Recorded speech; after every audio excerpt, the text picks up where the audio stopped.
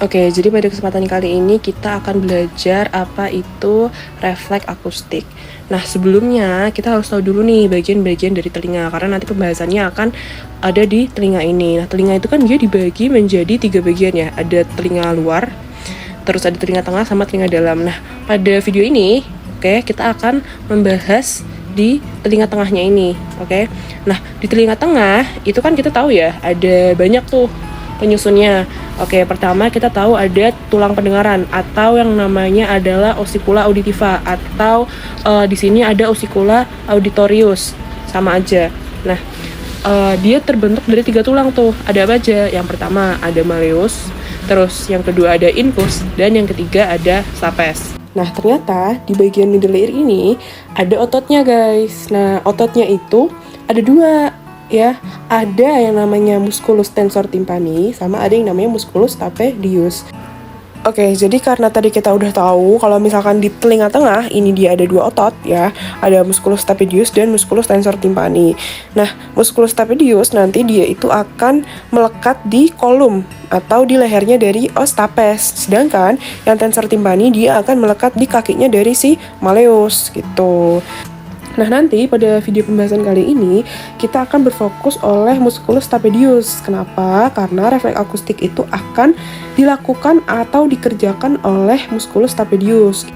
Jadi refleks akustik itu apa sih? Nah, refleks akustik itu dikenal juga sebagai acoustic reflex stapedius, dimana nanti itu yang berperan itu adalah musculus stapedius. Sesuai namanya kan, acoustic reflex stapedius. Nah, dia cara kerjanya gimana? Jadi cara kerjanya itu adalah si musculus stapedius ini kan harusnya ada koklea nih.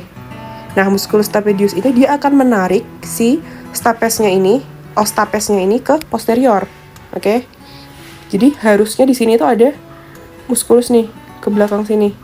Nah, dia fungsinya untuk menarik dari os stapes itu ke belakang. Fungsinya untuk apa? Supaya ketika ada suara yang keras nih masuk ke sini, dia itu tidak akan merusak dari si kokleanya ini. Jadi suaranya itu tidak akan terlalu kencang sehingga akan merusak dari si kokleanya ini. Nah, sekarang kita ke mekanisme atau cara kerja dari musculus stapedius. Gimana kok bisa musculus stapedius ini dia menarik posterior gitu kan? Jadi ketika ada suara masuk ke membran timpani gitu ya. Ini kan harusnya ada membran timpani di sini. Nah, ini kan osikula auditivanya. Ketika getaran itu masuk, kemudian dia menggetarkan membran timpani, otomatis apa?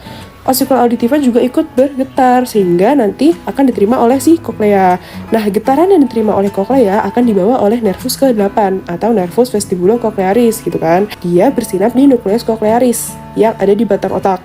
Terus dia jalan lagi. Terus dia bersinaps lagi. Di mana? Di olive superior. Nah, yang harus kalian ketahui juga, kalau misalkan ternyata dia itu berjalan 2 arah. Maksudnya gimana? Maksudnya dia berjalan ipsilateral, dan kontralateral. Jadi ketika ada suara masuk dari telinga kiri, misalkan ini telinga kiri gitu ya, maka telinga kanan itu musculus stapediusnya juga akan ikut berkontraksi. Jadi dia dua-duanya itu baik kanan maupun kiri, ya, dia itu akan menarik dari os stapes itu ke posterior. Kenapa kok bisa? Ya itu tadi, karena jalurnya itu dia berjalan 2 arah. Ada yang ipsilateral ke telinga itu sendiri, dan ada yang kontralateral yang berlawanan gitu. Nah, kenapa kita membahas nervus nomor 7? Karena musculus stapedius ini dia dipersarafi atau diinervasi oleh nervus ke-7. Ya, jadi stapedius ini, musculus stapedius dia akan bergerak kalau misalkan ada impuls yang dibawa oleh nervus ke-7 gitu. Makanya nanti kita akan membahas nervus ke-8 dan nervus ke-7 karena nanti kaitannya dengan kontraksi dari otot si musculus stapedius gitu.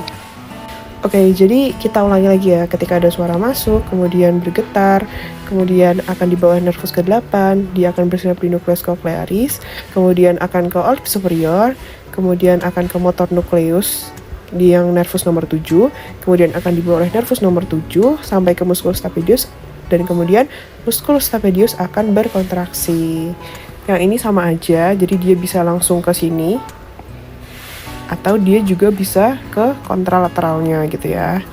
Mungkin itu dulu. Selamat belajar dan semoga ilmunya bermanfaat.